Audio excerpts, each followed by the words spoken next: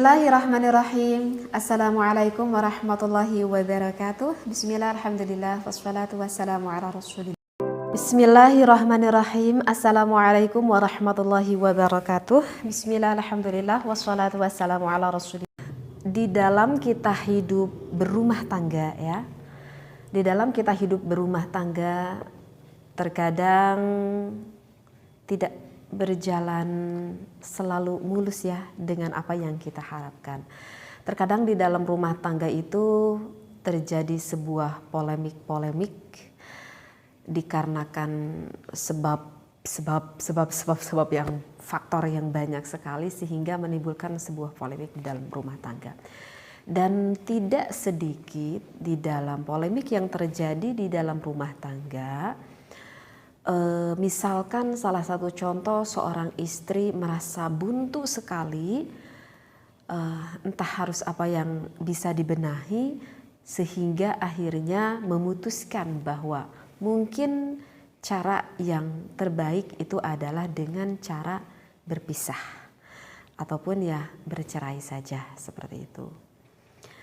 Yang dilakukan oleh seorang perempuan yang ingin meminta talak ataupun ingin meminta cerai kepada sang suaminya itu bisa dilakukan dengan cara berhulu ataupun dengan cara fasah gitu, dan semuanya itu tentu ada ketentuannya ya di dalam agama yang diajukan kepada qadhi, kepada hakim seperti itu.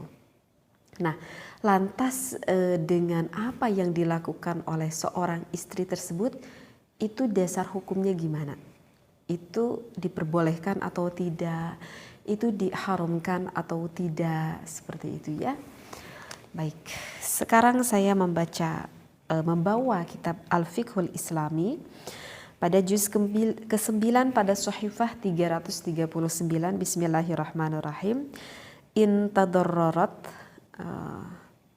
misalkan di dalam rumah tangga itu terjadi sebuah kemadharatan bizauji yang dilakukan misalkan karena suaminya, antan hiyaz zawaja, maka akan mencegahnya seorang istri terhadap suaminya biwasitati badli syai'in, mengorbankan satu perkara dengan perantara mimmaliha dari harta yang dimiliki oleh sang istrinya.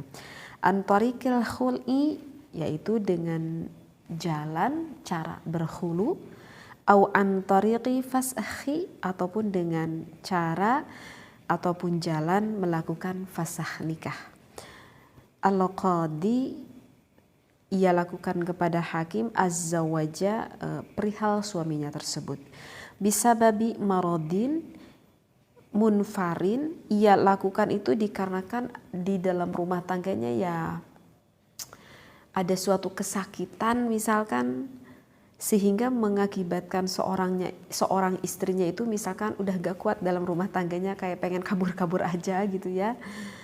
Artinya ya ingin pisah lah di dalam rumah tangganya tersebut. Awlisu ila usyrati, ataupun alasannya dikarenakan di dalam muasyarah rumah tangga suami istrinya tersebut bisa dikatakan jelek lah di dalam campur gaulnya itu. Wal idrari, dan juga menghasilkan suatu kemadharatan di dalam pernikahannya tersebut. Aw li ghaibati zauji, ataupun dikarenakan suaminya itu hilang pergi entah kemana. Au habsihi, ataupun dikarenakan suaminya itu dipenjara. Au li'adamil infaqi, ataupun dikarenakan tidak adanya nafkah yang diberikan oleh suami kepada istrinya, baik nafkah lahir ataupun nafkah batinnya. Nah, barusan itu adalah sebab-sebabnya dikarenakan istri sampai ingin berpisah dengan suaminya sehingga dengan cara khulu ataupun dengan cara fasah. Baik, mungkin sebagian para jamaah yang mungkin belum pernah ngaji gitu, sehingga khulu apa sih gitu ya, fasah apa gitu ya. Kalau misalkan talak mungkin udah ngerti ya, artinya ya seorang suami yang menceraikan, talak itu artinya adalah berpisah, bercerai, yang hak prerogatif yang punya talak itu adalah siapa? Yaitu seorang suami. Sedangkan istri itu tidak punya hak di dalam mengeluarkan talak tersebut.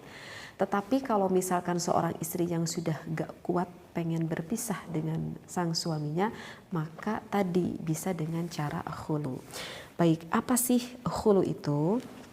Nah, definisi dari khulu itu adalah wuku'ul furqati baina zawjaini bitaradayhima wa bi'audin tadfa'uhu zawjati li zawjiha.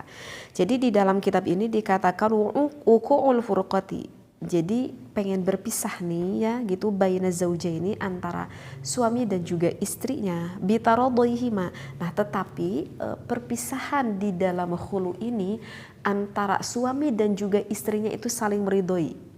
Ya, ini nanti yang membedakan antara khulu dengan fasah. Jadi kalau khulu mas suami dengan istrinya udah saling ridho mau berpisah, gitu ya. Wa bi'audin tadfa'uhu zaujati li zaujiha. Nah, dan untuk yang seterusnya ini pembeda antara khulu dengan fasah. Khulu itu disertai ada iwad. Jadi ada iwad itu ya ada tebusan, ada bayaran yang dilakukan oleh seorang istri li zaujiha kepada sang suaminya. Nah, itu yang dinamakan dengan khulu. Jadi kalau bahasa sederhananya mah ya khulu itu seorang istri gitu yang pengen cerai gitu, yang pengen pisah nih dengan suaminya, akhirnya meminta hal itu kepada sang suaminya dan sang suaminya pun mengiyahkan, meridhoi apa yang diinginkan oleh istrinya tersebut, tetapi ada syaratnya mengeluarkan bayaran baik berupa uang ataupun benda terhadap suaminya, seperti itu. Jadi pembeda khulu dengan talak itu adalah kalau khulu itu ada mengeluarkan iwad, bayaran. Sedangkan kalau di dalam talak itu tidak ada pembayaran, tidak ada iwad, seperti itu. Nah, di dalam hal ini oleh pandangan agama boleh nggak sih seorang istri mengeluarkan khulu kepada sang suaminya? Saya ingat terhadap suatu hadis ya, ada riwayat yang disampaikan oleh Ibnu Abbas radhiyallahu an. Di sini dikatakan Ibnu Abbasin radhiyallahu anhu maqala. Jadi pada suatu ketika ja'at imra'atu, datang nih ada seorang perempuan yang mana perempuan itu suaminya yang bernama Sabit bin Qais bin Syammas. Suaminya itu bernama Sabit bin Qais, gitu ya. Nah, datang seorang perempuan ila Nabi sallallahu alaihi wasallam kepada Nabi Muhammad sallallahu alaihi wasallam, dan istri tersebut, perempuan tersebut berkata kepada ya Rasulullah, faqalat ya Rasulullah ma unqimu ala Sabitin. Perempuan itu berkata, aku itu tidak mencela suamiku ya Allah, fi dinin, di dalam agama, wala khuluqin, dan tidak juga di dalam akhlak, illa anni akhaful kufra, tetapi ya Rasulullah aku tuh tidak menyukai akan kekufuran. Nah, apa yang disampaikan oleh seorang perempuan itu, perkataan itu adalah menunjukkan bahwa perempuan itu ingin berpisah dengan suaminya yang bernama Sabit. Lantas apa yang dikatakan oleh Rasulullah yang dijawab kepada wanita tersebut? Faqala Rasulullah sallallahu alaihi wasallam, maka berkata Rasulullah, fataruddina alaihi hadifatahu, kamu mau gak, kata Rasulullah, untuk mengembalikan mas kawin yang pernah Sabit berikan kepada kamu berupa kebun. Jadi diceritakan bahwa perempuan ini dulu diberi mas kawin oleh suaminya yang bernama Sabit. Mas kawinnya itu adalah berupa kebun, sebidang kebun. Maka faqalat na'am, aku bersedia ya Rasulullah mengembalikan kebun itu kepada suamiku, kepada Sabit. Kemudian Rasulullah berkata, faraddat alaihi wa amarahu fafazzaqaha. Lalu Rasulullah berkata kepada laki-laki tersebut, Sabit, terimalah kebun itu dan ceraikanlah sekarang istrimu. Nah, itu adalah riwayat tentang khulunya seorang perempuan yang mana suaminya bernama Sabit. Di sana tidak ada penolakan. Berarti ini menunjukkan bahwa hukumnya diperbolehkan, dan bahkan Rasulullah memberikan jalan kepada istri tersebut ataupun perempuan tersebut. Jadi kalau kita berbicara tentang hukum, maka hukumnya khulu itu bagaimana? Bolehkah? Haramkah? Atau gimana nih? Nah, maka bisa kita cerna di dalam riwayat tersebut bahwa hukumnya seorang istri khulu itu adalah diperbolehkan. Artinya ya kalau diperbolehkan tidak ada dosa bagi seorang perempuan tersebut untuk berpisah dengan cara khulu itu. Karena Allah Ta'ala berfirman, a'udzubillahi minasyaitonirrajim, fa in khiftum alla yuqima hududallahi fala junaha alaihi ma fi maftadat bih. Jadi di dalam surat itu dikatakan fa in khiftum, jika kalian merasa takut alla yuqima hududallah, untuk tidak menegakkan hukum Allah gitu ya. Artinya ya di dalam rumah tangga tersebut yang merasa takut untuk menegakkan hukum Allah karena sudah tidak adanya lagi mungkin salah satu sebab kemudaratan ataupun keharmonisan begitu ya, fala junaha. Nah, di sini dikatakan fala junaha, tidak ada celah. Jadi sekali lagi fala junaha, tidak ada celah. Maka oleh karena itu hukumnya itu adalah diperbolehkan alaihima, bagi kalian berpisah antara suami dan juga istri fi maftadat bih ya, tetapi disyaratkan harus mengeluarkan iwad tersebut. Jadi fi maftadat bih. Jadi fi maftadat bih itu kan diambil dari kata fida. Fida itu artinya adalah bayaran ataupun tebusan, seperti itu ya. Nah, oke, jadi sekali lagi hukumnya udah bisa kita pahami ya. Di dalam khulu itu hukumnya adalah dihalalkan. Baik, ada gak sih khulu itu yang mana diharamkan gitu ya? Mungkin yang ada diharamkan itu kalau misalkan di dalam proses khulunya itu terjadinya itu sebab keburukan, misalkan aniaya dari seorang laki-laki terhadap perempuan, artinya dari seorang suami terhadap istrinya. Misalkan contohnya gini nih, gimana ya contohnya ya? Misalkan contohnya seorang istri ini, perempuan ini adalah seorang yang kaya gitu ya, kaya, yang punya beberapa sebidang tanah, ya otomatis punya kendaraan, punya rumah. Mungkin wanita ini punya perusahaan kali ya. Kenapa kaya? Artinya kaya lah, punya harta bendanya yang cukup banyak. Tapi sayang sekali wanita ini memilih seorang suaminya itu yang tidak tepat bagi dirinya. Kenapa? Karena suaminya itu yang menikahi dirinya itu yang senang untuk berpoya-poya menghabiskan harta-harta istrinya tersebut gitu. Misalkan suaminya yang senang judi misalkan gitu ya, apa itu senang mabuk misalkan, auzubillah, misalkan sampai senang zina beberapa kali, sehingga ya menghambur-hamburkan uang istrinya aja gitu. Dan disayangkan sekali gitu istrinya itu yang lemah banget gitu di depan suaminya gitu, yang lemah banget, sehingga ya istrinya tuh gak bisa bertindak apa-apa ketika suaminya menghabiskan uang istrinya. Udah gak sabar itu kan istrinya, ini udah bisa bertahankan nih rumah tangga kayak gini, aku tuh pengen pisah aja gitu ya dengan suami aku. Bilang nih ke suaminya tuh udah gak kuat, aku pengen pisah gitu dengan kamu. Dan suaminya berkata, baik aku berpisah dengan kamu tapi pengen dengan cara khulu. Artinya ya kamu harus mengeluarkan harta kamu untuk menebus hak akan talak aku itu gitu. Dan suaminya itu sengaja sekali awalnya udah menghabiskan uang, dan paling-paling juga nanti istri aku kalau enggak kuat ya pengen minta hulu, dan aku akan meminta harta yang banyak misalkan dari istri aku itu. Nah, itu yang dilakukan oleh laki-laki macam itu adalah haram. Jadi bukan hulunya yang haram, bukan hulunya yang haram, tetapi kelakuan yang dilakukan oleh suami tersebut terhadap istrinya itu adalah yang diharamkan. Seperti itu ya. Karena Allah Ta'ala berfirman, wala ta'duluhunna litadhhabu biba'di ma ataitumuhunna. Seperti itu. Jadi jangan kalian menyakiti istri-istri kalian agar kalian itu bisa pergi dengan apa yang kalian sudah berikan. Seperti itu. Jadi udah ada 2 ilmu ya yang kita dapat ya. Ini bisa difahami gak ya kalau saya lanjutkan. Jadi yang pertama tadi kita udah mengetahui definisi ataupun apa sih khulu itu. Dan yang kedua kita udah memahami hukum khulu itu. Ya, baik. Saya lanjut ya. Sedikit-sedikit biar paham. Nah, di dalam khulu itu, di dalam proses khulu itu ada rukunnya gak sih gitu ya? Ada rukunnya gak di dalam khulu itu? Maka ada ada khulunya. Yang pertama ada al-qabil, kedua ada al-mujib, yang ketiga ada iwad, dan yang keempat itu adalah ada ucapan, ya. Ada sighat, ada redaksi ucapan gitu.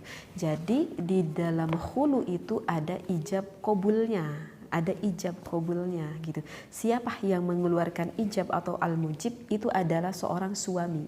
Dan siapa al-qabil yang menerimanya itu adalah istrinya. Seperti itu. Saya contohkan ya, takut kurang paham. Misalkan suami berkata seperti ini. Baik, saat ini kita berpisah dengan mengeluarkan bendanya, misalkan satu mobil kali kayak gitu ya. Baik, sekarang aku berpisah dengan kamu, misalkan ke istrinya, dengan mengeluarkan satu mobil gitu ya. Nah itu adalah udah mujib, udah ada ijab. Dan istrinya misalkan menerima, kata istrinya baik, aku menerima itu gitu ya. Nah itu adalah ucapan penerimaan, al-qabil ya. Nah jadi di dalam khulu itu harus ada ijab dan juga harus ada qabulnya. Dan untuk rukun yang ketiga itu harus ada iwad. Ya, ada iwad. Tadi dari kata fida itu ada bayaran yang harus dikeluarkan dari sang istri kepada suaminya. Nah, iwad itu ada ukuran nominalnya enggak? Ataupun ada ukuran maksimalnya enggak? Enggak ada. Jadi di dalam iwad enggak ada ukuran nominalnya berapa rupiah gitu ya, ataupun maksimalnya berapa rupiah, tidak. Jadi di dalam iwad itu harus ada kesepakatan antara suami dan juga istri. Gitu ya. Oke, berapa nih sepakatnya gitu ya. Oke, sepakatnya cuma 2 juta aja gitu ya, dan suami ridho, istrinya ridho. Ya udah, itu jadi iwad. Mungkin ini dikarenakan istrinya yang kaya banget, misalkan perjanjiannya itu di dalam iwad itu kesepakatan misalkan mengeluarkan satu rumah misalkan gitu ya. Dan disepakati oleh duanya, ya berarti jadi kesepakatannya itu mengeluarkan rumah yang di daerah ini misalkan seperti itu. Jadi tidak ada ketentuan berapa gitu ya di dalam iwad. Nah, yang keempat di dalam rukun khulu itu harus ada sighah, harus ada ucapan, ada redaksi ucapan yang diucapkan oleh suami ijab itu kan kepada istrinya. Nah, ini di dalam ucapan ini yang harus dipahami lagi ya. Oke. Siap-siap dulu konsentrasi ya untuk lagi menerima ilmu. Nah, di dalam sighot itu ada seorang suami yang mengucapkan kepada istrinya, ada dengan bahasa kinayah, ada dengan bahasa sharih. Sekali lagi ya, di dalam pengucapan suami menceraikan ataupun mentalak istrinya itu ada bahasa kinayah dan juga ada bahasa sharih. Naon atuh cenah teh sharih teh apa gitu ya. Sharih itu jadi diucapkan dengan bahasa yang jelas. Artinya ya dari suaminya ada kata talak gitu pada istrinya, ataupun ada kata cerai gitu ya. Gitu ya. Kalau bahasa Indonesianya kan cerai gitu ya. Talak itu gitu. Misalkan gini, saya kasih contoh.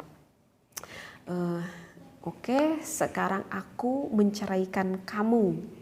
Aku mentalak kamu dengan iwad satu mobil misalkan gitu ya. Nah itu bahasanya sorry, bahasanya udah jelas, ada bahasa talak ataupun bahasa cerai, pisah seperti itu. Nah maka ulama itu bersepakat kalau bahasanya itu sorry, maka itu dimasukkan ke dalam talak bain.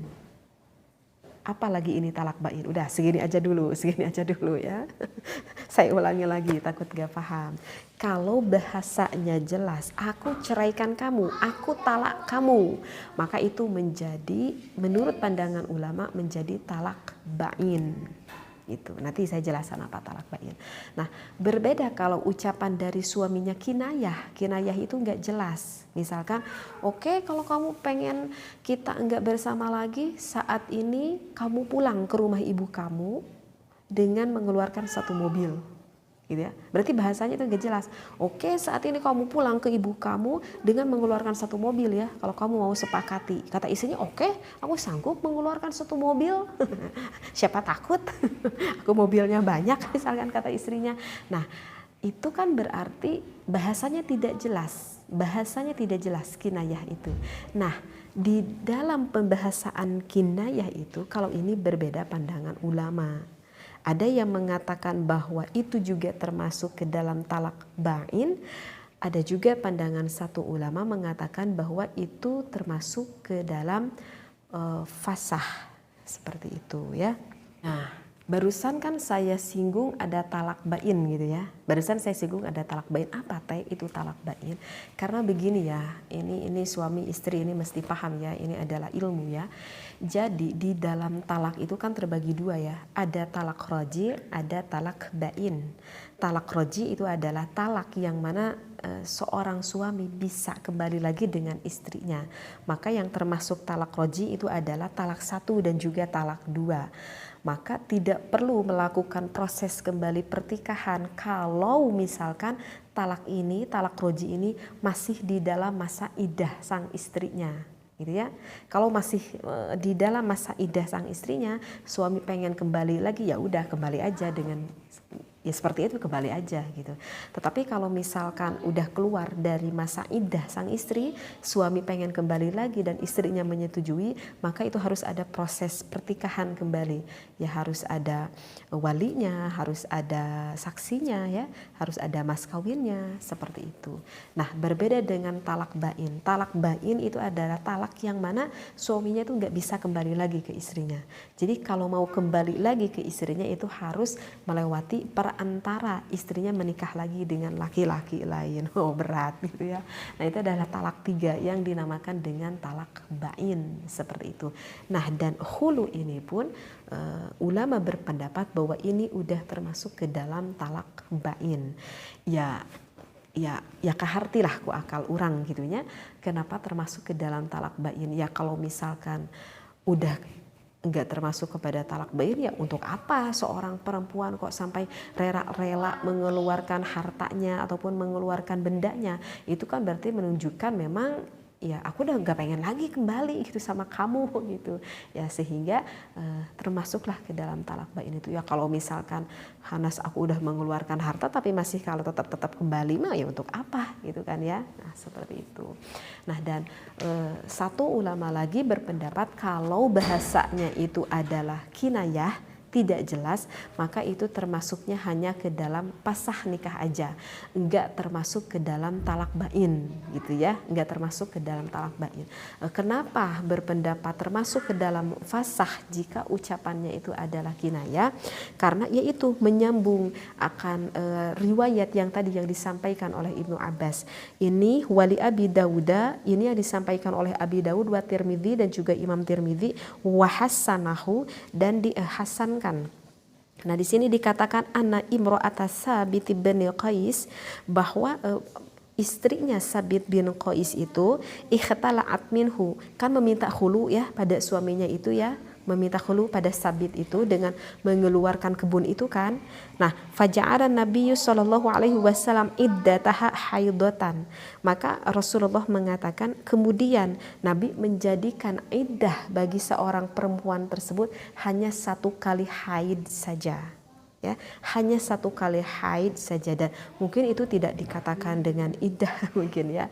Jadi wanita tersebut boleh menikah lagi misalkan dengan laki-laki lain itu harus menunggu 1 kali iddah, seperti itu. Dan ini tuh sebetulnya kalau ini yang saya sampaikan dari awal sampai akhir ini semuanya ya bermadzhab Imam Syafi'i ya. Yang saya sampaikan dari awal saya bermadzhab Syafi'i agar tidak bingung. Nah, di dalam madzhab Imam Syafi'i pun ada qaul jadid dan ada qaul qadim. Kalau menurut yang disampaikan qaul qadim, artinya qadim itu terdahulu, maka masa iddah seorang wanita yang khulu itu adalah kalau misalkan fasah itu adalah 1 kali haid. Sedangkan kalau menurut qaul jadid itu adalah 3 kali masa suci. Nah, paling ini yang perbedaan pendapat di dalam menunggu masa iddah. Kalau menurut qaul qadim 1 kali haid, tapi kalau menurut qaul jadid itu adalah qaul yang baru gitu ya.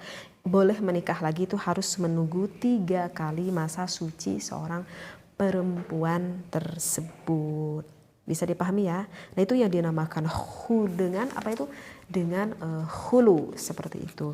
Meskipun di dalam khulu ini saya pernah lihat ya gitu di dalam kitab Majmu' karangan Imam Nawawi bahwa dilakukan khulu ini tuh boleh dilakukan yang mana seorang suami dan juga istri itu sebetulnya ya kesepakatan aja, pengen aja gitu pisah. Bahkan nggak ada perdebatan, nggak ada perbencian gitu antara suami dan istri, ya karena suatu apa gitu ya, ridho aja gitu berpisah dua-duanya. Dan hal itu bisa dilakukan. Itu kalau gak salah saya lihat sih di dalam kitab Majmu seperti itu. Nah itu insya Allah bisa dipahami ya untuk hulu ya. Sekarang saya ingin menerangkan fasah. Apa itu fasah? Nah kalau pasah mah itu mah ya memutuskan aja gitu. Jadi ikatan pertikahan yang diminta oleh seorang istri terhadap suaminya. Kalau bahasa keren mah apa ya, sekarang mah gugatan cerai gitu-gitu ya.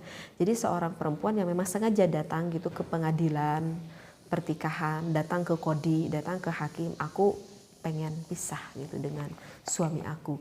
Dan di dalam perpisahan itu ya tentu kan harus ada mediatornya. Ya ada mediatornya itu ya diurus nanti oleh hakim dan juga staf-stafnya seperti itu. Nanti kan ditanya dulu kenapa kamu tuh pengen berpisah, tidak bisa dengan mudah gampang begitu saja karena ada sebab-sebab kenapa hal perempuan tersebut bisa berpisah dengan suaminya seperti itu. Ya, kan tadi kan sudah saya bahaskan di awal, misalkan dikarenakan seorang suaminya yang tidak memberikan nafkah yang udah cukup lama dan tidak ada jalan lain, misalkan istrinya pun tidak bisa melakukan bekerja misalkan. Artinya ya baik itu nafkah lahir ataupun nafkah batin itu bisa menjadikan sebuah alasan. Meskipun sebetulnya sih di dalam nafkah ini juga kan harus dibahas lagi ya lebih panjang lebar. Tetapi saya tidak akan membahas itu ya karena ini khusus saya sekarang ingin menerangkan tentang hukum fasah dan hulu aja gitu.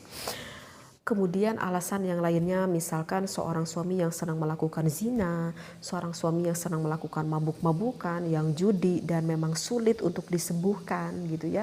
Untuk bertaubatnya itu sulit sekali tersembuhkan, gitu lagi. Maka boleh halal seorang istri meminta cerai kepada sang suaminya. Ataupun misalkannya seorang suami yang pergi gitu ya, entah kemana tanpa bilang dulu, tanpa izin dulu, pergi misalkan sampai 2 tahun gitu lamanya nggak ada kabar gitu, dicari-cari nggak tahu kemana gitu, maka itu juga seorang istri boleh meminta pasah ke pengadilan berpisah dengan suaminya. Ataupun misalkan suami dikarenakan di penjara 5 tahun sehingga istrinya berpikir aduh aku nggak bisa sabar selama itu karena aku bisa dikatakan istri yang masih muda, aku juga membutuhkan sesuatu hal yang mana tidak bisa diberikan oleh suami kepada saya karena memang jauh kan suaminya itu di penjara. Itu boleh meminta pasah ke pengadilan. Ataupun misalkan seorang suami yang melakukan penganiayaan nih kepada istrinya, penganiayaan ya kalau sekarang mah dibilangnya KDRT mungkin ya, baik penganiayaan itu KDRT itu baik secara fisik ataupun secara psikis ya, karena nanti nyambungnya ke muasyarah bil ma'ruf.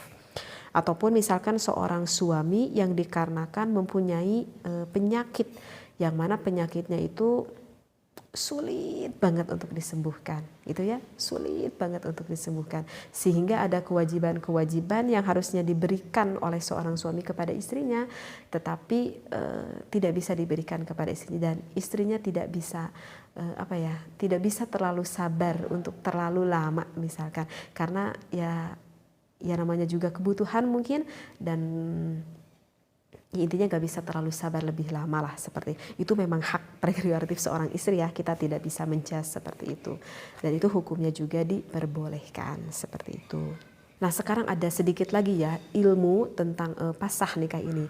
Di sini ada pasah dikarenakan tidak dipenuhinya ketika akad nikah itu terbagi ada 2. Yang pertama itu adalah akadnya sempurna. Jadi gini nih, ini maaf ya saya ngajinya agak panjang gitu, tapi ya memang ini hukum lah harus kita pahami. Jadi untuk contoh yang pertama ini gini, dan itu memang kebetulan sekali terjadi terhadap saudara saya. Jadi melakukan menikah dengan sempurna, tahu-tahu satu rodoah, satu susuan. Maka kalau meyakini bahwa itu adalah satu susuan, maka itu harus pasah, harus pisah dengan sendirinya. Gak boleh diteruskan ya, karena nanti pernikahannya itu akan fasad. Saya tuh punya saudara, anak bibi saya itu laki-laki. Nah menikah nih dengan seorang perempuan. Nah istrinya itu menceritakan kepada saya, menceritakan masa, ini ceritanya tentang kakek neneknya. Jadi istrinya saudara itu menceritakan pada saya tuh gini, teh tahu gak dulu kakek saya sama nenek saya itu ya nikah gitu ya, nikah. Terus punya anak satu, ya anaknya itu mamah aku, katanya mamah aku baru punya anak satu. Nah ketika udah punya anak satu mamah aku itu, kemudian ada seseorang tetangga yang udah lama gitu nggak ketemu. Nah ketika ketemu sama kakek saya berkata, oh itu istri kamu tahu gak itu istri kamu itu dulunya pernah disusui sama ibu kamu. Jadi satu rodoah, Masya Allah. Coba gimana, ini udah punya anak. Dan baru diketahui, ya si kakek nenek tersebut ya tidak langsung percaya 100% kan, karena harus ada pembuktian dulu yang lain. Akhirnya ada nggak, kata si kakeknya tersebut, ada nggak orang lain yang mengetahui bahwa aku ini satu rodoah dengan istri aku? Ada, katanya Pak Anu, Bu Anu, cari aja gitu. Nah ketika mencari saksi yang lain dan mengiyakan kata saksi yang lain, oh iya kamu itu benar satu susu nih dengan istri kamu itu. Nah berarti kan udah ada beberapa saksi kan untuk mengiyakan bahwa dulu menjadi saksi bahwa dia itu adalah satu susu. Maka ya saat itu mau tidak mau dengan begitu berat hatinya harus pisah, harus cerai, gak boleh dilanjutkan. Kalau dilanjutkan itu dosa ya, karena satu rodoah, kaya satu mahram. Nah oleh karena itu bagi seorang ibu jangan mudah banget untuk menyusui anak tetangga ataupun anak saudara ya, karena takut siapa tahu kan udah besarnya gak tahu ternyata satu rodoah dan jatuh cinta seperti itu. Nah, itu permasalahan yang pertama. Nah untuk permasalahan yang kedua itu adalah, kalau sekarang sih kayaknya nggak ada deh, aku belum pernah dengar. Tapi kalau zaman dulu ketika aku masih kecil banget ya, aku udah sering gitu mendengar yang mana ada seorang laki-laki dan seorang perempuan itu yang dijodohkan sama ibu bapaknya.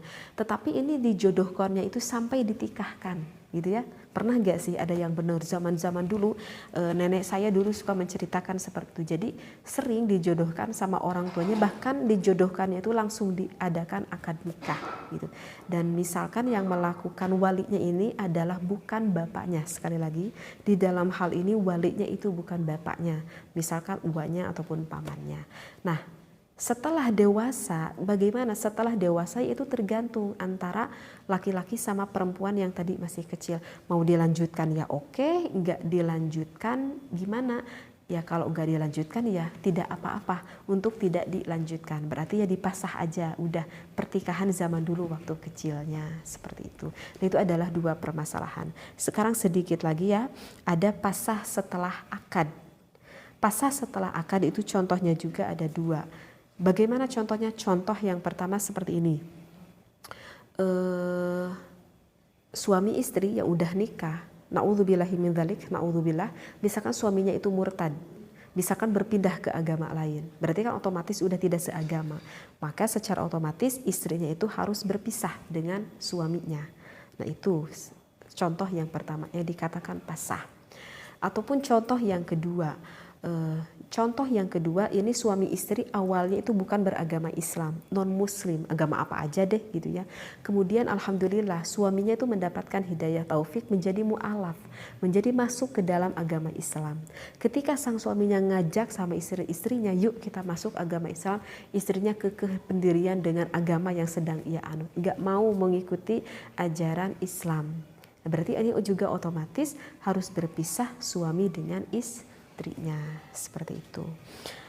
Ya alhamdulillah ya, ada mungkin setengah jam lebih ya saya ngaji bab khulu dan fasah ini. Mudah-mudahan dari panjang lebar yang udah saya bahas ini, kalau misalkan aduh agak kurang paham nih, terlalu banyak yang dibahas, ulangi aja lagi ya videonya ya, ulangi aja lagi videonya, didengarkan secara cermat dan mudah-mudahan bisa difahami apa yang saya sampaikan. Wallahu a'lam wabillahi taufiq wal hidayah. Wassalamualaikum warahmatullahi wabarakatuh.